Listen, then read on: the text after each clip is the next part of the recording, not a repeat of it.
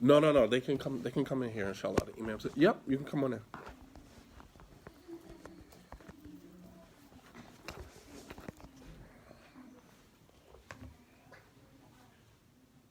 Turn that down. I don't want to hear it, please.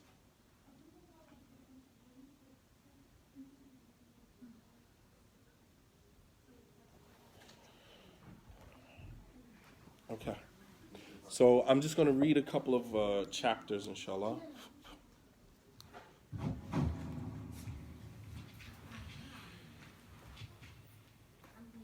Shh. Actually, as a matter of fact, go out in the hallway and sit right there in the chairs. Yeah, but you. Okay. الحمد لله رب العالمين والصلاة والسلام على أشرف الأنبياء والمرسلين وعلى آله وأصحابه أجمعين. So alhamdulillah, I'm here at Masjid Dar al-Islam in Elizabeth, New Jersey, and just want to take a few minutes to, read some selected excerpts from the book, The Paradox of Change, The New Muslimah's Guide to Overcoming Obstacles. And although I put The New Muslimah's Guide, I believe that anyone, male, female, new Muslim, seasoned Muslim, born and raised Muslim, can all benefit from the examples that were mentioned in the book. So I'm just going to take a couple of excerpts from the book and then, answer any questions that anyone may have about the book, inshallah. There was a couple of places that I really wanted to take a look at.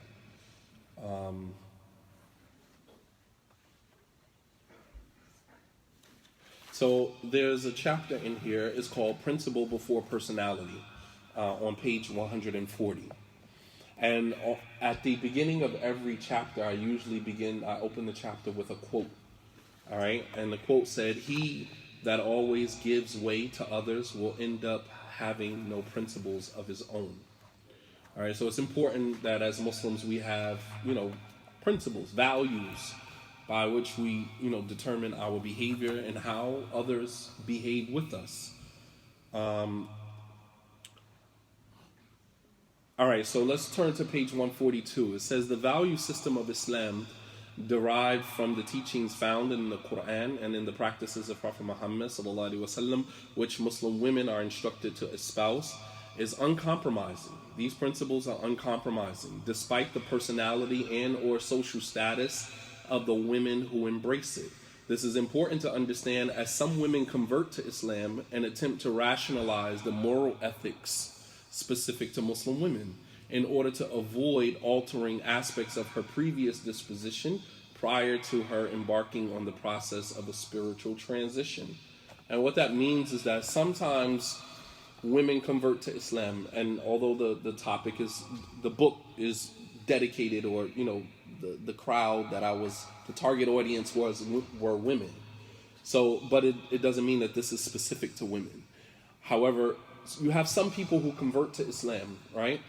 And prior to becoming Muslim, especially, if we're talking about women, and she had like a high social status. Let's say she was a principal of a school, or let's say she was in politics, councilwoman, or, just had a high ranking status in our social fabric. Sometimes when women like that convert to Islam and they look at, for example, the spousal roles that women, this whole idea, I hate using this term, it bothers me so much, obey their husband, right? And as I said before, it's not, we should understand this as willful compliance. A woman is not obedient to her husband, she is willfully compliant.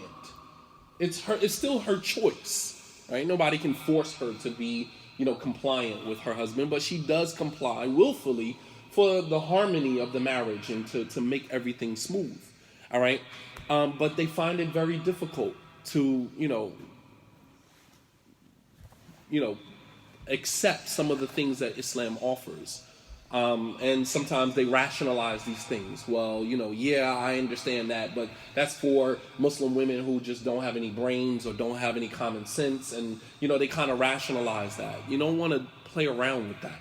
All right, the ethics and morals that are specific to Muslim women in Islam are to protect her. So this attitude of rationalizing Islamic principles to avoid change tends to be counterproductive to the journey of one's personal evolution, which Islamic values and principles help to guide. That the values and principles that we have in Islam for women are there to help, put guidelines along her journey. You don't go too far to the left, you don't go too far to the right. You stay right there in that path, along that journey, without venturing too far to the right or too far to the left. It's not, as I said before, these values and principles are not there to make one's life more difficult. And Islam is about change. Whether you were born or raised Muslim or you converted to Islam, it's about your own personal evolution. You becoming the best version of yourself. And that can't happen unless there's some changes that you have to make to your life. And some people just don't want to change. They want the best of both worlds. I want to stay and enjoy the previous status that I had prior to me converting to Islam. And I also want to convert to Islam and enjoy what Islam has to offer. But you can't have them both. You can't have it both. It can also be infectious to those who associate and accompany a woman with such an attitude. Hence the Prophet ﷺ said that a man is upon the religion of his close friend. So let every one of you look at who he takes as an intimate companion. That if a woman is around someone who begins to rationalize, the virtues and, the values and principles of Islam, then that she's going to infect other people that are around her, right? Because we are not usually comfortable by ourselves doing wrong. We usually want other people to join in that wrong along with us. So we'll rationalize it. We'll shame other people for not doing it. It's like, oh, you wearing your hijab? Why are you wearing your hijab? We're going out. You don't have to do that. And you'll shame the person for doing it simply because you don't feel comfortable just being by yourself in that space of being disobedient. So you have to be careful and be aware of people that are around you or you are around that begin to rationalize Islam and begin to impose that on you. All right? Consequently, the more the woman avoids these principles, the more she forfeits the opportunity to taste the sweetness of faith that accompanies them. In some instances, she may even decide to leave Islam due to her disappointment with the religion and subsequent belief that it cannot satisfy her expectations. We don't know how many women who have converted to Islam and then have subsequently left Islam, believing that Islam did not meet her expectations, that she was somehow let down, she was somehow disappointed in Islam. She had all of these grandiose expectations of who she was going to become, what she was going to become prior to converting to Islam. And then when she converts to Islam, she realizes, or she, in her own mind, she comes to the conclusion that Islam does not meet her expectations. I thought it was going to be more than this. And your journey to spirituality, your journey to a closer relationship to Allah, it all depends on you. The path has been laid out for you and demonstrated. Prophet Muhammad ﷺ demonstrated how that journey should be taken. And it's all up to you. Islam doesn't disappoint. You disappointed yourself. Because sometimes we feel like, okay, for example, I'm a teacher, so I have one particular student in a particular grade, and he's not that great academically. So what he does is to offset or to overcompensate for his failure academically, he begins to disrupt the class. So he invests the energy that he failed to invest academically into, disrupting the classroom. And the only reason why he's disrupting the classroom is because he didn't find, investing himself academically entertaining. So we kind of do the same thing. It's like, all right, well, I don't find this engaging enough, so I'm going to go invest my energy in something else. All right, so in some instances, she may decide to leave Islam due to her disappointment with the religion and subsequent belief that it cannot satisfy her expectations. Unfortunately, some women remain loyal to Islam while their presence is no different than their absence. Islam does not align with the disposition or expectations of anyone, regardless of how significant they deem themselves to be within the social fabric of their environment. No matter who you believe you are in your own mind, Islam does not align its values and principles with you. You have to align yourself with the values and principles of Islam. That's the way that it works. Do you know better or does God know better? أَأَنْتُمْ أَعْلَمُ أَمِ اللَّهِ. Allah says in the Quran, are you more knowledgeable or is God? Do you know better or does Allah know better? So essentially when we come into Islam with this attitude that, well, I don't necessarily have to do that, or I don't have to do that because this is like beneath me and I'm above that. I don't need to do that. Then essentially what we're saying is that, we know better than God. Instead, the individual who embraces Islam is expected to adhere to its precepts and values, which will help her to avoid spending the duration of their spiritual experience bouncing between doubt and insincerity. Two extremes. One extreme of doubt, I don't really know if this is for me. I'm here, but I'm not really here, right? I'm within and without at the same time. I'm Muslim by name, but I don't really feel like this is for me. Bouncing between doubt and, on the other end, insincerity. Like, I'm practicing Islam, but I don't really believe in this stuff. It's not really settled in my heart. You guys following me?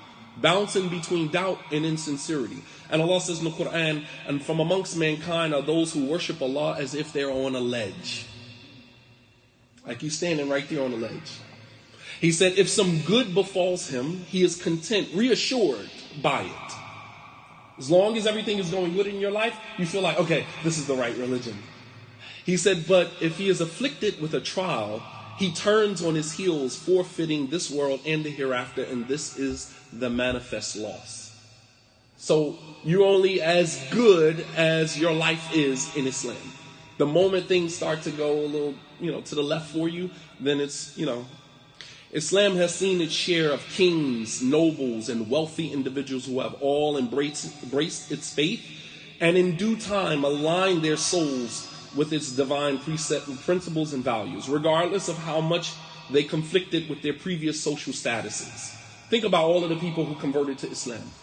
For those of us who struggle with certain aspects of the religion, believing that we are better than that, I don't necessarily have to do that. That's for, inferior people. I'm better than that. I don't necessarily need to do that. Think about Najashi, right? The king of Ethiopia who converted to Islam. Think about the chiefs of Quraysh, Abu Sufyan, who, although converted to Islam, look what he left. He was not like a regular Joe from Mecca. He was one of the elite of Mecca. And these individuals left their previous lifestyles. And, you take a guy like Mus'ab ibn Umayyah, who the Prophet ﷺ said that before Mus'ab converted to Islam, he used to wear some of the most rich fragrances. Any cologne or any fragrance that we can think of today, Polo or, Prada or whatever fragrance you like, right? Christian Dior or whatever. He said, I could smell Mus'ab from such and such of a distance. That's how strong and how powerful the fragrance. And he used to wear the richest silk and finest clothing prior to Islam. This was many of us prior to Islam, right? Don't you know that when Mus'ab ibn Umair died, he didn't even have enough material to cover and shroud his body. He had one piece of cloth to his name. When he covered his head, his feet became exposed. When he covered his feet, his head became exposed. You see what I'm saying? Like, it was a complete change. And that's why the title of the book is called The Paradox of Change. The more you try to avoid it, the more it's going to happen anyway. We're changing every day. We're evolving every day, either for the better or for the worse. There's no escaping that. So if you're going to evolve, if you're going to change, why not do it for the better? Why try to avoid it, try to circumvent it, and end up backsliding, going backwards?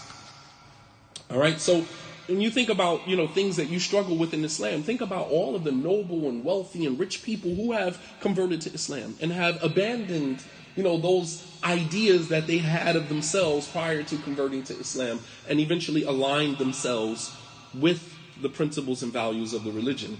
Human beings naturally have an affinity to personalities that appear stronger than theirs.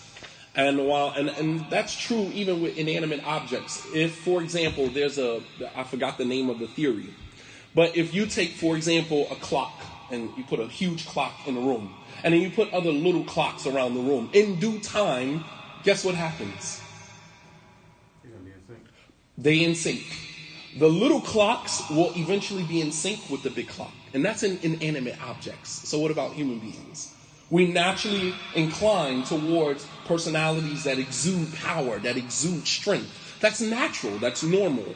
All right?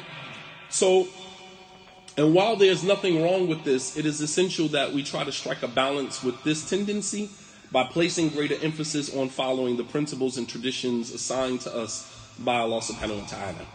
So that is principle before personality. And the reason why I mention this is because Sulaym, who the book is centered around, her reputation as a strong, religiously devout woman, dedicated mother, and woman of principle began to spread amongst the women in Medina.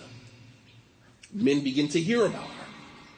The same way the Prophet ﷺ, all the way in Medina, heard about a woman in Ethiopia who had migrated to Ethiopia. Her husband, apostated from Islam, and she was left in Ethiopia with just her and her child all alone. Who is this woman? Habiba, the daughter of Abu Sufyan, who converted before her father. And when word reached all the way from Ethiopia to Medina, the Prophet ﷺ sent a messenger to go propose to her. It attracted him all the way from Ethiopia to Medina. Look the next time you look at a map. And it shows you that when a woman stands her ground and her principles and her values and does not compromise, Allah subhanahu wa ta'ala will handle the rest. Allah will make sure that your reputation reaches the person that He decreed for you to spend your life with. It doesn't matter who you are. It doesn't matter where you are. You don't have to sign up on this. And that's not to say that you shouldn't do your due diligence if you're a single woman. Obviously, you should do your due diligence, right? But what I am saying is that, as Allah says in the Quran, وَمَن يَتَّقِ اللَّهَ يَجْعَل لَهُ مَخْرَجًا وَيَرْزُقْهُ مِنْ حَيْثُ لَا يَحْتَسِبُ. That whoever fears Allah, then Allah will make a way out of every difficulty. And Allah will provide for you in ways in which you could never imagine. وَمَن يَتَّقِ اللَّهَ فَهُوَ حَسْبُهُ. And whoever fears Allah, Allah is sufficient for you. So Sulaym's reputation as a strong, religiously devout woman, dedicated mother, and woman of principle began to spread amongst the men of Medina. After all, she persevered in the face of a disgruntled, oppositional husband and still managed to teach her son the fundamentals of the religion, qualities that would attract the attention of any man. Here's this woman who converted to Islam. Anas' father, Malik ibn al-Nadhr, was a non-Muslim. He never converted to Islam. And as I mentioned in the book, one day she was telling Anas to say, La ilaha illallah, Muhammad Rasulullah. Malik walks in the house and is like, don't teach my son that religion. Something that many of us as men, we don't necessarily have a problem with that because our demeanors, we have a stronger attachment to our children, especially the male children, as it relates to following in religion and, these type of things. So we don't necessarily run into those type of problems. But women, on the other hand, when they convert to Islam and they're trying to bring their children along with them, and then you have a disgruntled, oppositional husband, ex-husband, right, ex-boyfriend, right, who's asserting himself, right, because when people can't control you, they try to control how others see you, right? So then they, filling the child's head up with things about you, right, to try to thwart what you're doing. So she experienced that. And she persevered through that. Malik eventually got killed, and that left Sulaym as a single mother. And Anas eventually, converted to Islam. She went and she took Anas to the Prophet ﷺ and left him. He stayed with the Prophet for 10 years. She was serious about making sure that her children had the best experience that she could possibly give them. All right? That would attract the attention of any man. That would attract the attention of any man. So, the principled demeanor of Sulaym managed to get the attention of a man who would possess such qualities himself, dispelling the myth that in order for a woman to get a man's attention, she has to dress provocatively and put the focus on her physical assets rather than her intellectual acumen and character. The Prophet ﷺ said that if someone comes to you and you're pleased with his practice of the religion and his character, not his money, not his social status, not how buff or how big he is, all brawn, no brain. No, his deen and his character. And notice the Prophet ﷺ separated the two. Because deen is your your ritualistic practices. You pray 5 times a day, you make salah. Character, something totally different. And what we've done in the Islamic community, we've conflated the two. We say if he prays, he must be a good Muslim. No, not at all.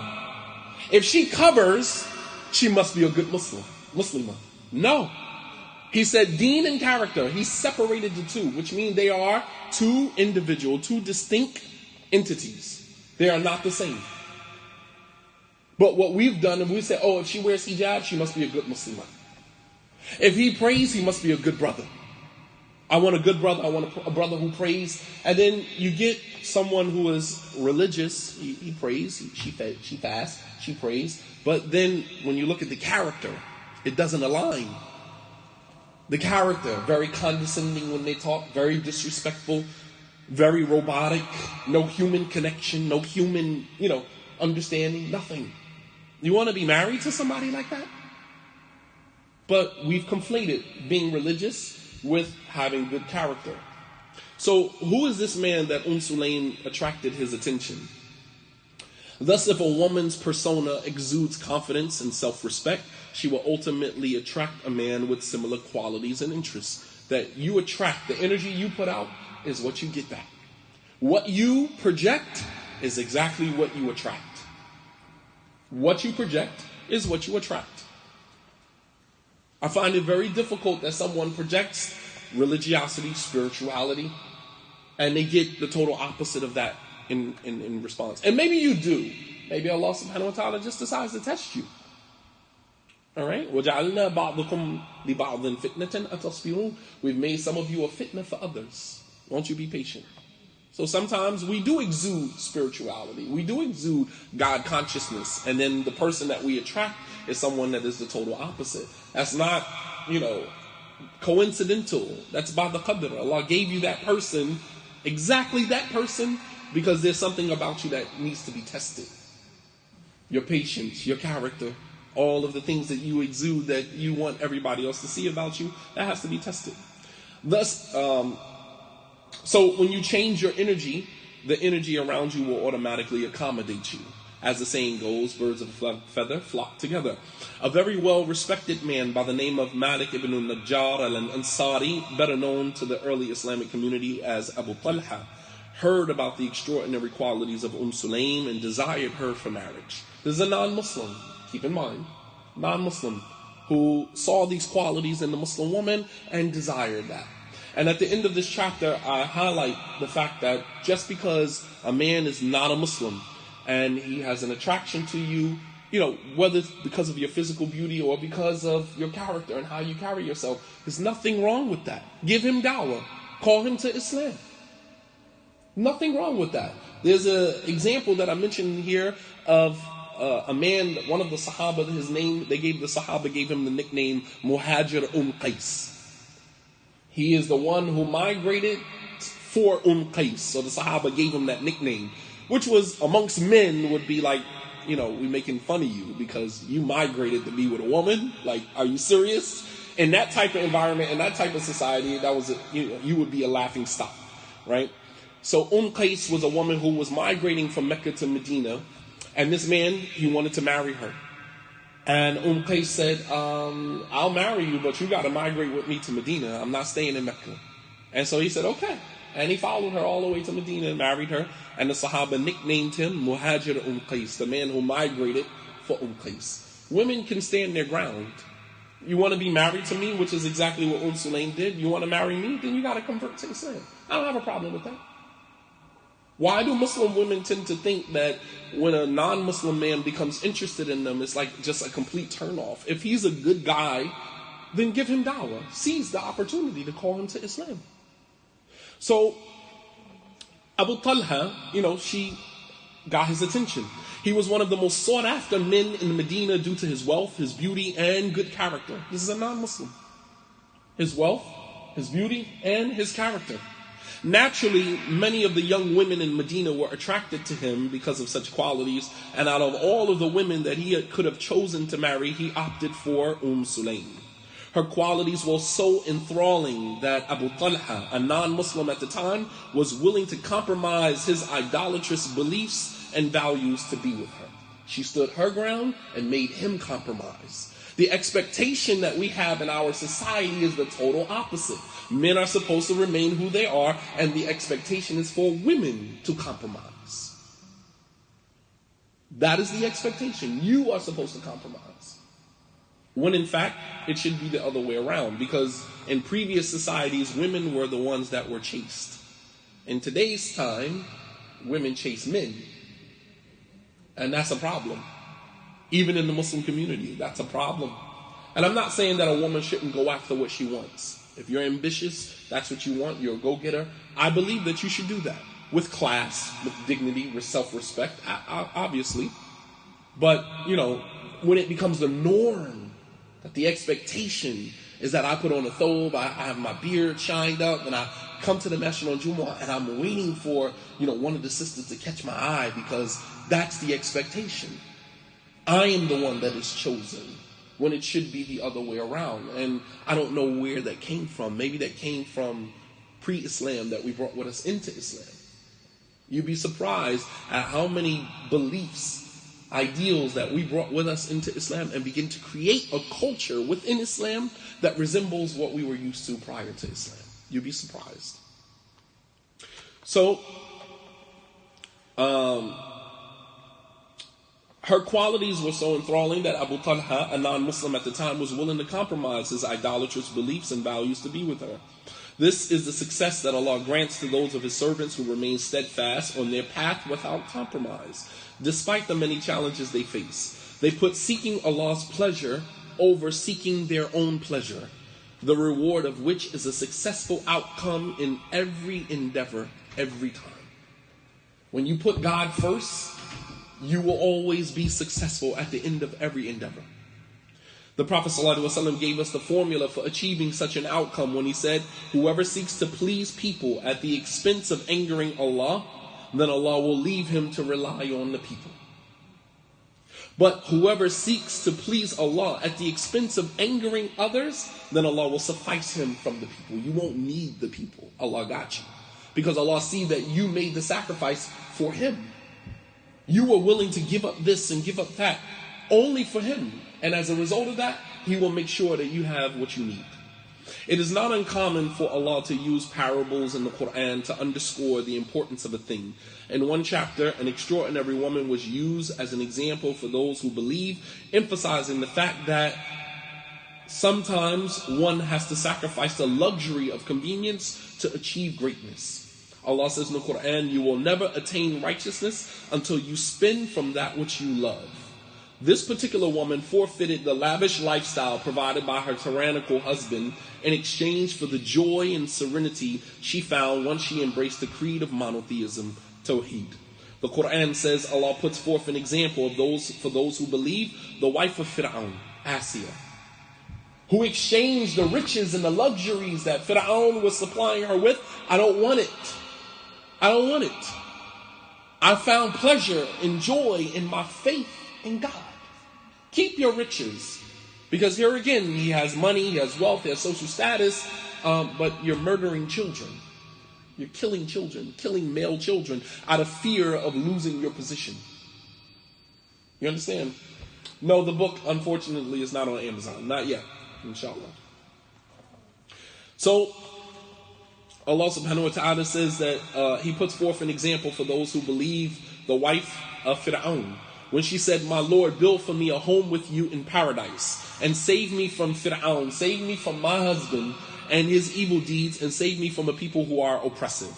She was willing to sacrifice, she was willing to forfeit all of the luxuries that her husband could provide for the joy and pleasure in her faith in Allah subhanahu wa ta'ala.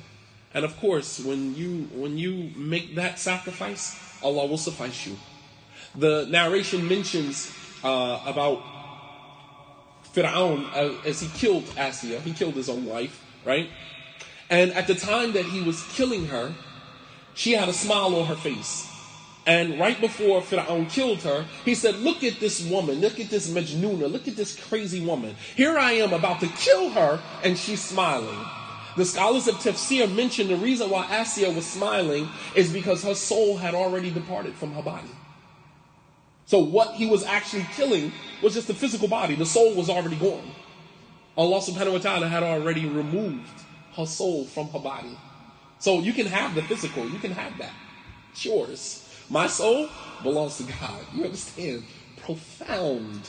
Man. SubhanAllah. And, for some men, for some women who are stuck in abusive relationships, give the man the physical. He can have it. It's like being in prison. Ibn Taymiyyah, he said, "Ma yaf'alu bi a'da'i." What can my enemy? Ibn Taymiyyah died in prison. He said, "What can my enemies do to me?" He said, "If they put me in prison, I'll make my prison cell a musalla, place of prayer." He said, "If they put me out of my land, expel me from my town, my village, then I will make my being expelled a hijrah. I make hijrah for the sake of Allah." He said, "And if they kill me, I die as a shaheed. I die as a martyr, go straight to Jannah. What can my enemies do to me?" You can have the physical. Take it. You want to beat me? You want to have sex with me whenever you want to have sex with me? You want to talk to me any type of way you want to talk to me? Go ahead. My soul, you don't have not a share of it. Not one iota of it. It all belongs to God. And that is the example that we get from Asiya. Fir'aun had the physical. He did not have the spiritual. He did not have the soul. Her soul, Allah subhanahu wa ta'ala had already removed it from her body. And she died with a smile on her face. So what Fir'aun was actually seeing was a vessel, a physical body with no soul in it. SubhanAllah, profound. So as a result of her determination and sacrifice, meaning Asiya, she is viewed in Islam as one of the most extraordinary women to have ever embraced the true faith of monotheism. And she did so at the expense of her life, both literally and figuratively. She embodied the concept of principle before personality. You follow me? Principle before personality. Meaning, I will not forsake my principles for the personality of the individual that is in front of me. Absolutely not. I won't do it. She embodied that. And this is why the Prophet ﷺ confirmed this when he said, "Many men have reached perfection, but not many women have reached the level of perfection like Maryam, the daughter of Imran, the mother of Jesus, Asiya, the wife of Fir'aun," and then of course to the end of the hadith where he mentioned about the example of Aisha. Alright, it was previously mentioned that it is not permissible for a Muslim woman to marry a non-Muslim man under any circumstance. So Abu Talha, being a non-Muslim at the time, made this incident very peculiar and interesting to say the least. Here's a non-Muslim man who is showing interest in a Muslim woman. How do we reconcile this situation when she cannot marry anyone but a Muslim man and he has a strong desire for her, coupled with the fact that he was the most sought after man in Medina? Sulaym, through her strong will and unwavering faith, forced him to challenge his own beliefs rather than compromise her values to accommodate him. That is the point here. She forced him to challenge his own beliefs rather than compromise who she was and her beliefs and her values to accommodate him. This concept in itself can go so many places. The expectation, as I said before, is always for the Muslim woman to compromise, to accommodate him, right? I am supposed to compromise. As a Muslim woman, the expectation is for you to compromise, to accommodate him. Never for him to challenge his thoughts, challenge his behavior, right? And I'll use an example with the whole idea of I'm taking another wife, right? And the rationale that many brothers use for this is that this is my right. There's no greater, desire for a second wife other than the fact that this is my wife and this is what I want to do. There's no, I want to build a family. I want to build a larger family. I want to add to the structure that I've already built, already worked so hard for. It's none of that. It's my right. You say, okay, it's your right. Okay. Anything else beyond it being your right? Well, the Prophet ﷺ did it. Okay, but the Prophet ﷺ married women for reasons. It wasn't just pure desire. Every woman that he married was strategic. Whether he married them to make peace between feuding tribes, right? So if one tribe was beefing with Quraysh or beefing with Bani Hashim, which was the sub-tribe that the Prophet specifically was from, they had problems. The Prophet would marry a woman from that tribe, which would automatically make them peace up whatever problems they had, because you're not going to feud with. This is exactly what happened between Abu Sufyan and the Prophet ﷺ. Abu Sufyan was from Quraysh. Abu Sufyan was responsible for harming and killing many Muslims. The Prophet ﷺ saw an opportunity when Habiba was single. Her husband apostated from Islam, was killed in Ethiopia. She's there. He saw an opportunity. That's not to say that love and desire and all of those things weren't there, but it was a strategic move. Because when the Prophet ﷺ married Habiba, what had to happen after that? Abu Sufyan had to rethink his approach to killing the Prophet ﷺ, because now this is your son-in-law. You understand? You can't do that. In Arab culture, mustahil. You can't do that. To go against family like that, unheard of. What did Sa'd, what's his companion name? I believe it was Sa'd, who, when he converted to Islam and his mother said, I'm not going to eat and drink anymore, right? You guys remember that, right? What did she say to him? She said, I'm not going to eat and drink until you denounce your faith. She said, and if I die, then you will be known amongst the Arabs as the man who killed his own mother. You see, to their culture, even now, that stuff is very important.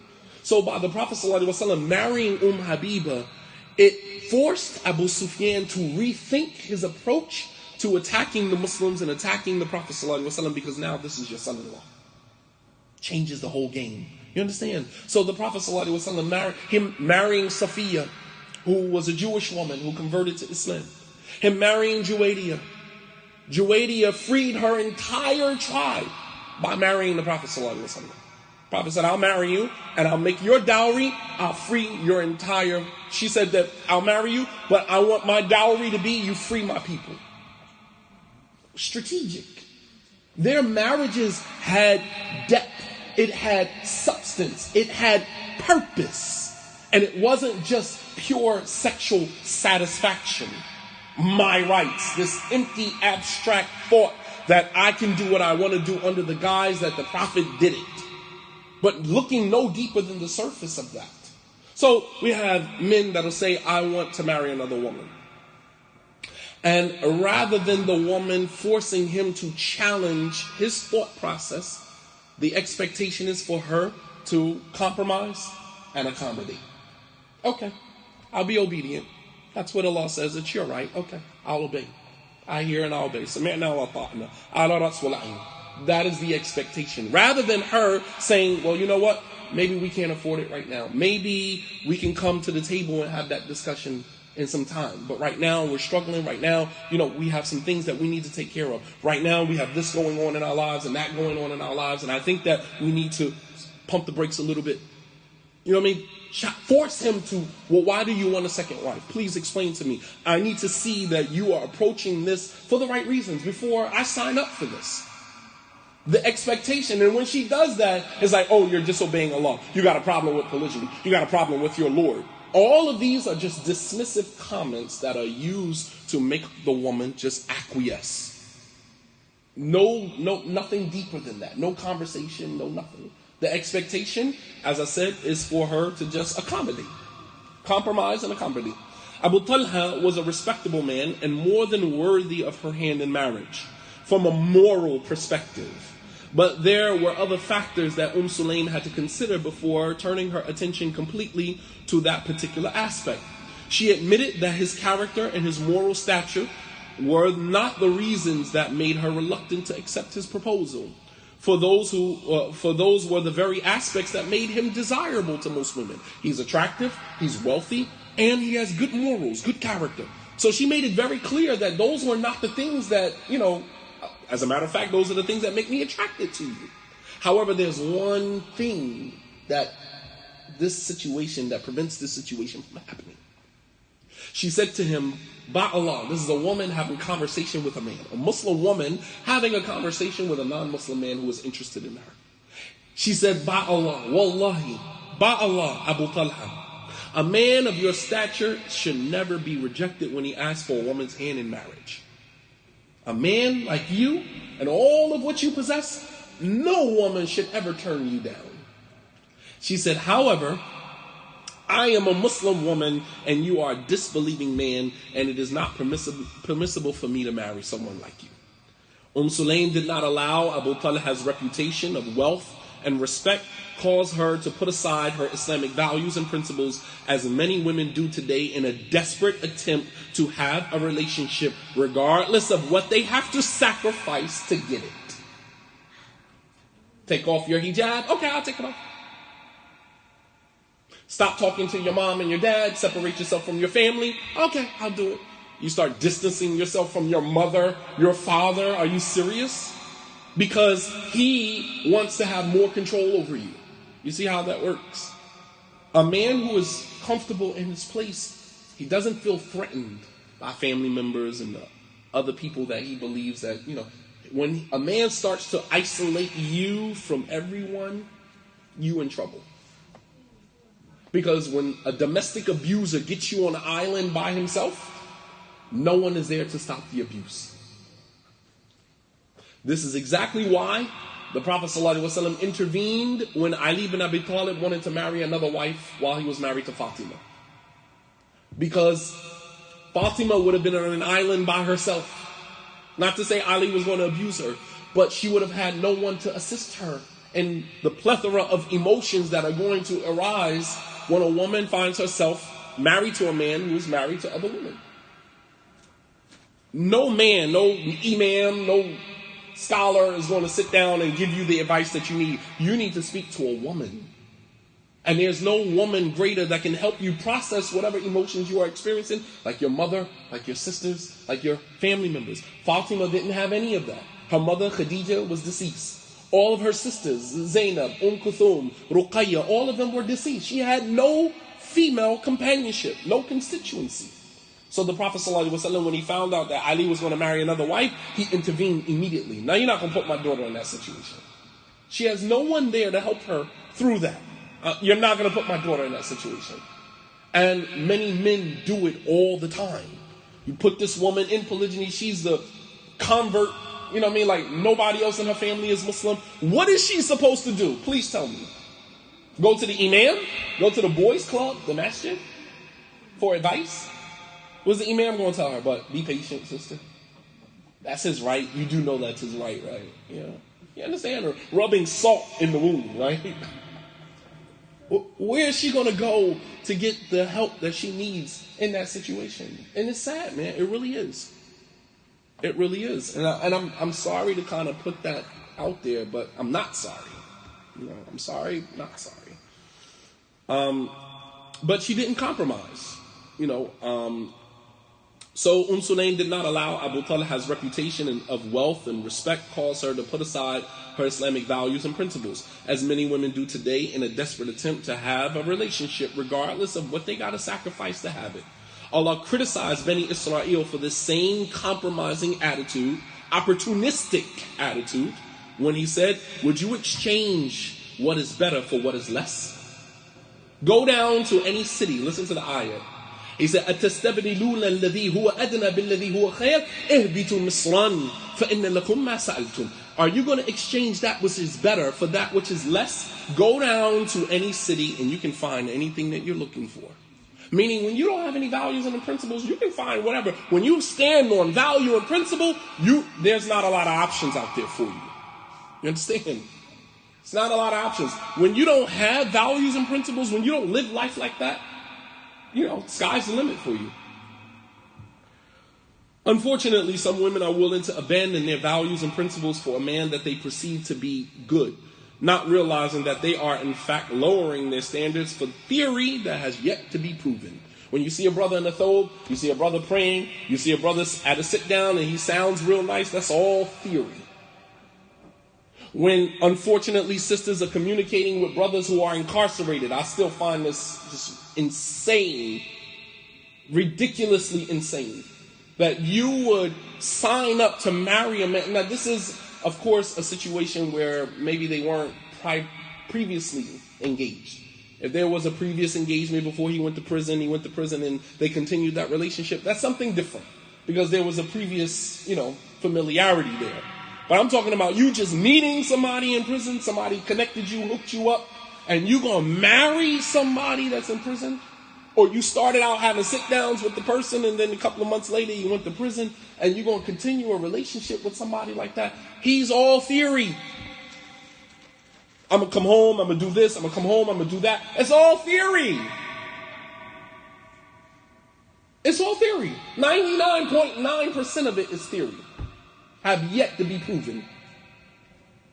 Let him come home and let him prove himself. Stop being so desperate and jumping to the situation because it sounds good. Women are motivated by what they hear. Men are motivated by what they see. Right? When a man says, I got a girl, it's like, well, what she look like? When a woman says, I got a good man, where does he work? What does he do? You understand? Their interests are totally different. Men and women, our interests are totally different. Stop being, entertained by what you hear. And pay attention to what you see.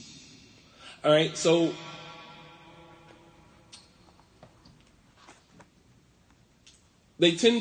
some of these women tend to hold on to men who are physically, or tend to hold men who are physically attractive and financially stable to a different standard, depreciating their own worth, is a typo there, depreciating their own worth in pursuit of what they believe will be the final piece to their puzzle of happiness.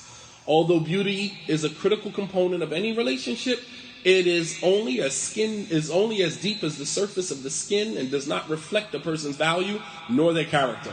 This is why the Prophet ﷺ said, if a man comes to you for your daughter's hand in marriage and you are pleased with his practice of the religion and his character.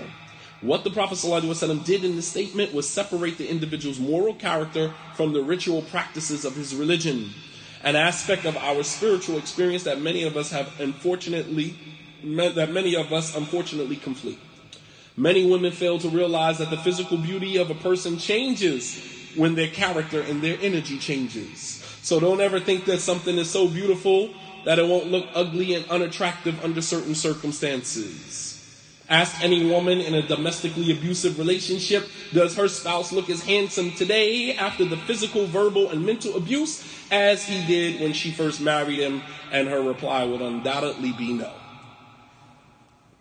The husband may still look the same physically, but that sweet, charming individual the woman married initially is no longer there. Instead, the image she sees now is one of a domestic abuser. This is important for women to understand in order to avoid being deceived and in turn perpetuating a pattern of poor decision-making that lands them in the same situation over and over again. As the Prophet ﷺ said that the believer does not get stung in the same hole twice. The theoretical physicist Albert Einstein said, insanity is doing the same thing over and over again, but expecting different results. This doesn't mean that the believer is impervious to making mistakes, all right? As mistakes are part of the learning process of human growth and development. But what it means is that when mistakes are made, the believer, at least one who is spiritually centered, learns where he or she went wrong and avoids recidivating the same mistake over and over again. This also includes learning from the mistakes of others. As Abdullah bin Mas'ud radiallahu ta'ala anhu, he said, the successful person is the one who learns from other people's mistakes, while the unfortunate one is the one who learns from his own mistakes. The term good man, which is often used very loosely today by many women, is a relative term that is defined by one's own individual assessment and not unanimously agreed upon by every woman. So when women say, oh no, he's a good brother, that's relative. What do you mean he's a good brother? To who? Who said he was a good brother? You did. Oh, you should marry him. He's a good brother. According to who? That's your individual assessment of him. That's not something that we universally agree upon, right? In any case, the morals and values of the Muslim woman are far too superb for her to abandon for the sake of any man, irrespective of how good he is. These values are a protection for her, and this is how some women have even married imams and have had horrible experiences. because he's the imam. And so the expectation is that he's going to adhere to all of the things that he talks about in his khutbah, all of the classes that he gives, and he's going to be this perfect human being. And sometimes, unfortunately, the expectation it's not even realistic. Women marry a man who's a student of knowledge, or imam, or da'i, or sheikh, and it's like you come in from the beginning with expectations that are unrealistic. And it's like you don't even see him as a human being. He's still a human, still going to fail you, still going to make mistakes, like any other man. And then we'll say, well, you're supposed to be the imam. Yeah, I'm the imam as a profession. I'm a human being by trade. By nature, I'm a human being. All right? I'm a human being, by nature. All right? I'm an imam as a profession. Like, don't make that the end-all, be-all of who I am. Right? So, I'm going to finish this real quick. So another point here is the strategic method that Sulaym used to decline Abu Talha's proposal. Listen to what she said. Some Muslim women may think that in order to further validate their chastity or religiosity, they have to lash out imprudently to a non-Muslim man when and if he approaches her. It's like, oh, get out my face. Stinking kafirs, these non-Muslim men. It's like, you don't have to do that, though. You don't have to do that. That doesn't validate your chastity. That doesn't make you more pious or righteous. Because you become disrespectful or imprudent. You don't have to do that. All right? Turning him down cordially doesn't make one any less of a religious person than someone who is disrespectful. In fact, being cordial might pique his interest into the religion that dictated such a character. At the end of the day, you are responsible for exuding the Islamic standards of good character, even under delicate circumstances such as this. Perhaps the man is just genuinely interested in what he sees. A fact for which he should not be harmed. If a non-Muslim man sees you and he's attracted to you or he finds you attractive, he shouldn't be disrespected because he saw something that attracted his attention. Be respectful, dignified. Let the man keep his dignity. Some women, especially African American women, have had a habit of being disrespectful to men. It's like he's just asking you, "Excuse me, do you have a?" It's like, "No, I got a boyfriend already." It's like, "But I wasn't even checking for you. I wasn't even checking for you. I was just coming to ask you something." Like we have a habit of just being disrespectful to men when they approach, and it's not cool. It's not necessary. So. Sulaym validated his character and his persona. Listen to how she said. She said, a man of your stature should never be rejected. She validated that before she let him down. So women can try when a brother says, hey, are you looking for marriage? And the sister, she might not be looking for marriage, right? Or she might be, but maybe he's not her cup of tea. You could probably say, I'm sure that there's some beautiful Muslimah out there that would love to be with you. I, unfortunately, am not looking for marriage right now. Jazakallah khair, brother. You see how that worked? Very simple, very respectful. I'm sure that there's some others. He's going to walk away head like this, right? Because what you did was you validated him. He was respectful enough to say, Assalamu alaikum, sister. I don't mean any disrespect, but are you married? No, I'm not married. Are you looking for marriage? Brother, I'm sure that there's a ton of beautiful Muslims out here that would love to be married to you. Unfortunately, I'm not one of them. Please excuse me. I'm not looking for marriage. Shukran. And walk away. You validated him, and you turned him down in a way where he doesn't have to walk away picking his face up off the ground. Astaghfirullah, brother. Why are you approaching sisters? How else am I supposed to know if you're married or not? Like, I don't get it. What was I supposed to do? I'm in Target, you're in Target, I see you in the other aisle, right? You understand? Like, what am I supposed to do? Just walk away from the situation? Because in our communities, we don't have a system whereby we can kind of just meet, we don't have that. So people are out here just kind of fending for themselves. So what am I supposed to do? I try to find the most respectful manner to approach you without, making myself, look like a fool. But I don't need you to make me look like a bigger fool. You guys follow me?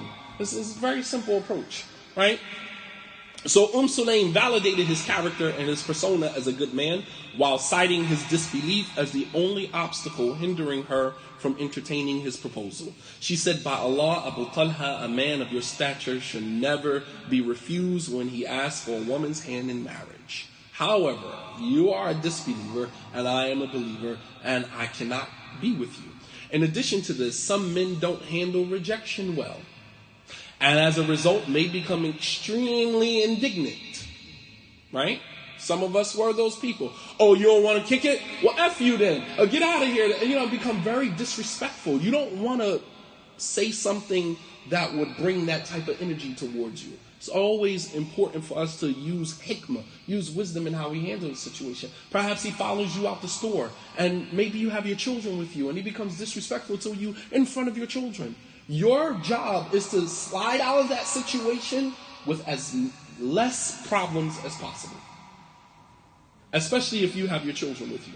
All right. In addition to this, some men don't handle rejection well, and as a result, they may become extremely indignant or disrespectful. Many women have been physically abused and or verbally disrespected due to the manner in which they refuse a man's advances or proposal, regardless of how appropriate or inappropriate it was. It was evident that Abu Talha was attracted to Sulaym due to her reputation, so she seized upon the opportunity to call him to Islam. This is similar to what Prophet Yusuf did when the two men entered the prison along with him, and they asked him, we heard you know how to interpret dreams. This one said, I saw myself in a dream carrying bread on my head. The other one, I said, birds was eating from it. The other one said, I saw myself crushing grapes. Please tell us about the dream. They were vulnerable. They wanted something from him, so he capitalized off the situation. You want something from me? But let me give you something first before I give you what you need from me. Capitalizing off of the opportunity. All right, and that's exactly what Sulaym did here. All right, so even if a woman rejects a man's proposal, she doesn't want to do it in a manner where it will lead to his resentment of her, or will use her rude behavior as one more excuse why Islam would never be an option for him as a religion. You follow me? You be disrespectful to him. He's a non-Muslim. You're disrespectful to him, and you walk away, and he says, that's why I would never accept that religion. You don't want that on your slate, Yawm al-Qiyamah. Sulaym said to him very delicately, Abu Talha, don't you know that the idol, now this is a man who worships idols, and she's a woman who believes in one God. So now she's going to capitalize off of the opportunity. He came to propose, so now let me get him to open his mind. Here again, standing your ground, your principles, without compromising to accommodate him, and forcing him to challenge his own thoughts. That's what I'm talking about. She said, Abu Talha, don't you know that your God, whom you worship, is just a tree that grew from the ground and was carved into an image by an Abyssinian slave owned by the tribe of so-and-so? What is she doing here? What is she doing here? She's trying to get him to see how absurd idol worship is. She's not going to say to him outright, well, if you accept Islam, I'll marry you. No. She wants to engage him first. Okay, you're a Christian. You worship Jesus as God, right? So please tell me, when Jesus went to pray, if Jesus is God, when Jesus said in the Bible that he took himself to the mountain and he fell down in prostration, who was he prostrating to if he was God? I'm just trying to figure it out. If Adam ate from the tree, and Adam repented, and God forgave Adam, why is he still going to send his only begotten son to die for the sins of mankind, and to be humiliated and hung on a cross, and then later on to be raised to the level of God, of a deity, right? When there was no need for him to do that, because forgiveness and repentance and atonement is a concept that we learn from the first interaction between man and God. There was no need for that. You atone for your sins by just repenting. There's no need for a sacrificial son because Adam repented. And so therefore, we were not born in sin. We were born in redemption. We were born in the atonement and the redemption of Adam, not in the sin of Adam. So therefore, there was no need for a sacrificial son. Very simple. And it causes him to go back and say, well, I never thought about that. She didn't just jump to, well, if you take Shahada, do you know about Islam? You become a Muslim, I'll marry you. No. Let me engage you first. She said, don't you know that the idol that you worship, the God that you worship, she's trying to tap into the commonsensical, the rational side. She said, don't you know that the idol that you worship is just a tree, a piece of wood that grew from the ground that was carved into an image by an Abyssinian slave, an African slave, owned by the tribe of so-and-so. She threw that on there to add like the frosting on the cake. Because slaves during that time, they were given subpar status in their society. They were nobodies. And you're going to worship something that a slave created? That a slave carved with his own hands? She's trying to get him to see how irrational his thoughts are. And so Abu Talha said, of course I do. She said, aren't you just a little ashamed, a little embarrassed to prostrate yourself to a piece of wood that grew from the ground and was carved into an image by an Abyssinian slave owned by so-and-so? Abu Talha ignored her astute inferences to the absurdity of his idolatrous practices and insisted on his initial marriage proposal, offering her a luxurious dowry, which she firmly and respectfully declined. So he kind of was like, yeah, I get it, but let me offer you this dowry. Here again, the expectation is that you should acquiesce. You should just accept my proposal. He offered money. He left and returned the next day, trying to tempt her with an even more generous dowry offering. Determined to have her as his wife, but she stood firm on her principles and respectfully declined. It seems like the more she resisted, the more her beauty was amplified in his eyes. You ever had that? A woman tell you no? For men that are listening, right? A woman tell you no, and it just makes her even more attractive, and it just makes you want her even more. And that's exactly what happens. Sometimes, sisters, saying no actually makes you more attractive. Sometimes saying yes and jumping to the first opportunity makes you look desperate. And once the man finally gets you, he doesn't value you. So sometimes it's okay to hold back a little bit. Sometimes that's okay. So he left and returned the next day. It seems that the more she resisted, the more her beauty was amplified. She reiterated to him what she said the day before, but this time it had such an impact on him that he actually began to question the validity and rationality of his beliefs. He said to her, give me some time to consider the situation. All right? So her objective from the beginning of their conversation was to get him to consider the inconsistency of his beliefs and practices with the intrinsic predisposition of every human being adopted from the generations of blind following paganistic traditions. The Prophet ﷺ said every human being was born on a fitrah. All right? So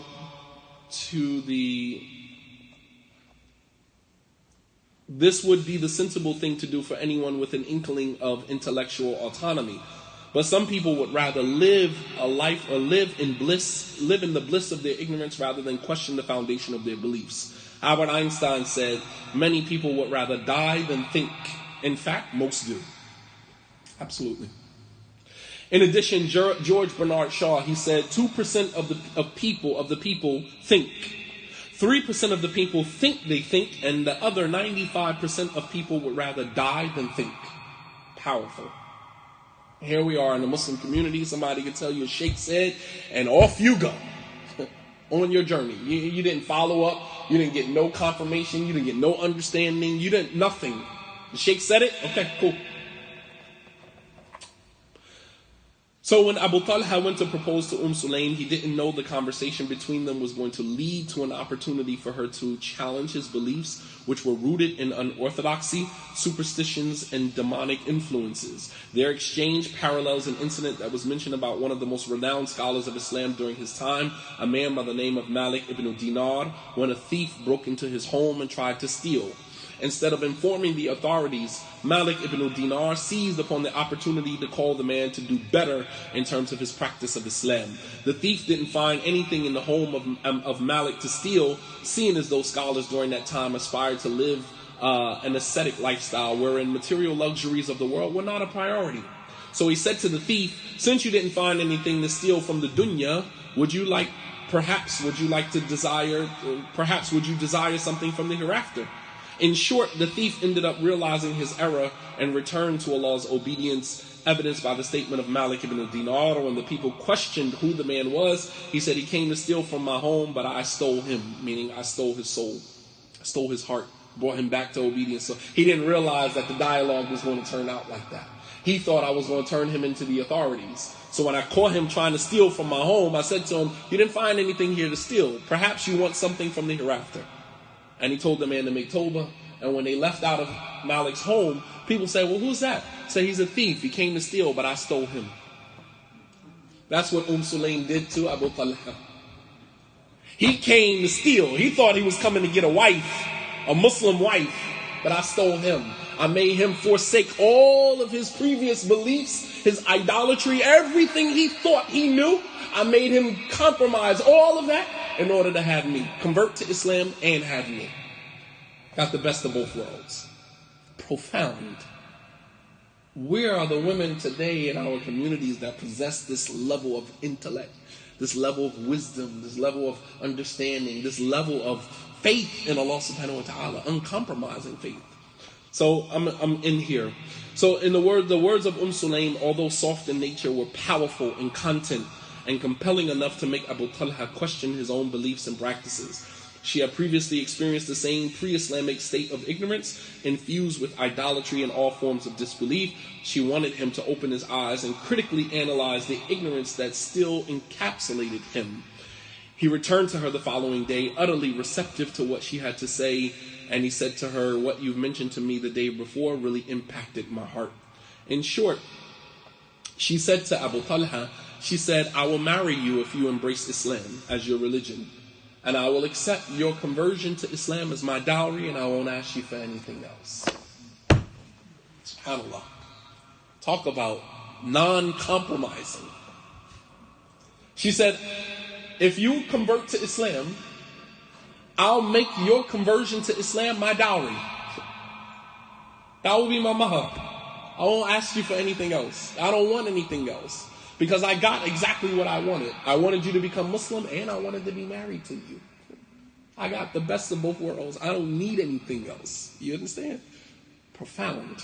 So, there's so much more. You got to buy the book.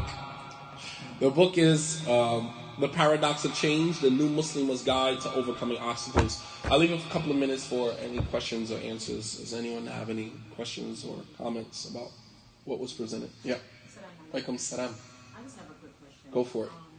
When you talk about a woman, a man approaching a woman and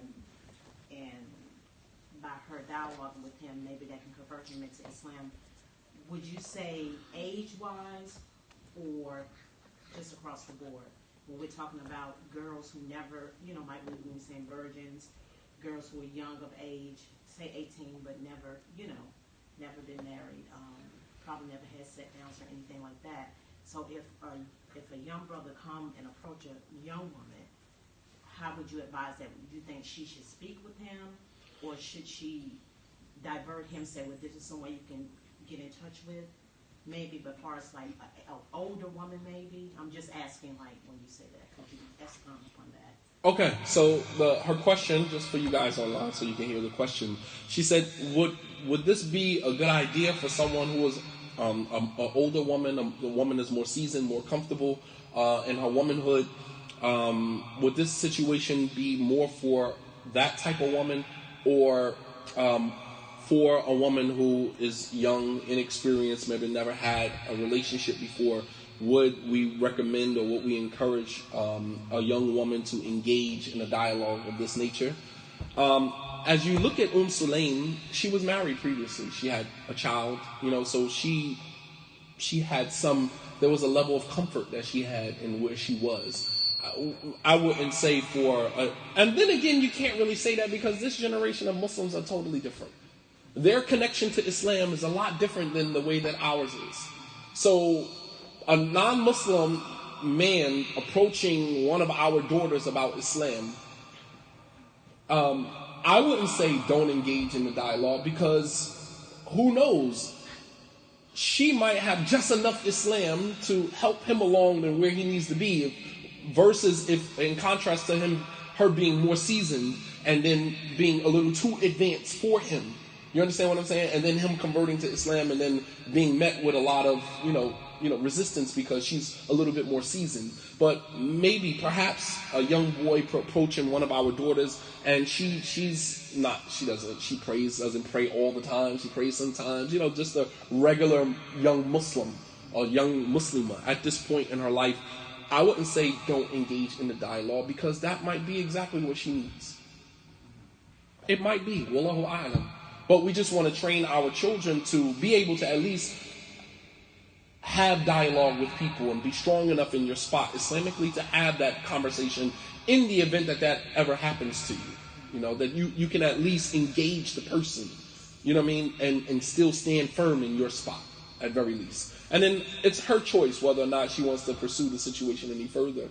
The link where you can purchase the book, you can only purchase the book through either Cash App or PayPal. I would prefer PayPal because PayPal gives you an invoice and a receipt. All right, and it also PayPal takes money out of my account, so I'm actually paying taxes on my business. So unlike Cash App, so PayPal, the PayPal link is the same as my email address, Imam Shadeed Muhammad @gmail. You can purchase the book. If you purchase the book and you want it shipped to you, the total cost will be $26.99. Be sure to leave your address. Be sure to leave your address, your shipping address. $26.99 if you want the book shipped. All right. Were there any other questions related to? And that wasn't even a whole chapter. That was just a snippet, a couple pages. But hopefully, inshallah ta'ala, as you can see, for those of you who bought the book the first time, the language is a lot different. As I myself have matured, I wrote this book. The first time that I wrote this book was in 2010. I wrote this book almost 10 years ago. And I just revised it.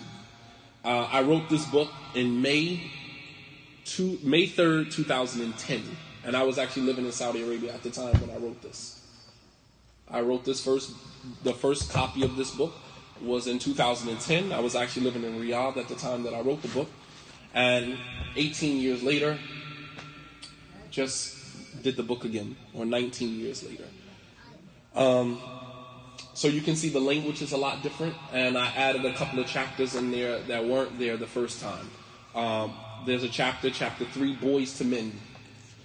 Boys to Men, and it's talking about single mothers raising their children, raising male children. All right, I have a whole section in here which I was going to read of single motherhood.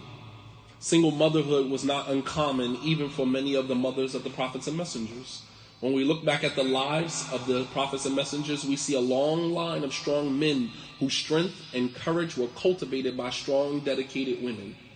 And I mentioned some examples, like the son of Prophet Ibrahim, Ismail, who was raised by his mother, Hajar. All right, during the early years of his life when Ibrahim was in Palestine, establishing Tawheed there. Also, the example of Musa, who raised her son at a time when Fir'aun were killing the male children. Another example of this was Maryam, single mother, yes, raising Prophet Isa with no father. He had no father from the very beginning. Another example is the example of the prophets and messengers, the best of the prophets and messengers, Prophet Muhammad sallallahu alaihi wasallam, who was raised by his mother Amina at the beginning of his life. However, he was also, his mother died when he was 6 years old, and then he went to go live with his grandfather. Then his grandfather died when he was 8 years old, and then he went to go, or 12 years old, and then he went to go live with his uncle. And his aunt actually became like his mother, his surrogate mother. And this was the mother of Ali ibn Abi Talib, Fatima bint Asad. All right, and he used to call her mom. Right, but this was Ali's mother. This was Ja'far's mother. This was their mother. But the Prophet ﷺ actually he named his daughter Fatima after her, and he nicknamed Fatima, "You are your father's mother," because she used to interact with him the way that Fatima used to interact with him, like a mother. All right, men always have that one daughter that caters to you like your wife caters to you, and she thinks she's your mother. Right? God forbid you have more than one daughter like that, but some do. What was mentioned in the book, inshallah ta'ala, hopefully you guys find benefit in the book. Yes, Imam Shadeed Muhammad @gmail.com. So you can purchase the book on PayPal, or you can purchase the book Cash App. Be sure to leave your shipping address and it will be shipped to you. I'll be in Atlanta next Friday, inshallah ta'ala. So if you're in Atlanta, Masjid Ihsan, I will be giving the khutbah there on Friday. And then we have our one-day marriage retreat, managing my flow. So if you're in the Atlanta area, inshallah ta'ala, come out, grab the book, inshallah. I will bring some books with me. Jazakumullahu khairan. Wassalamu alaikum wa rahmatullahi wa barakatuh.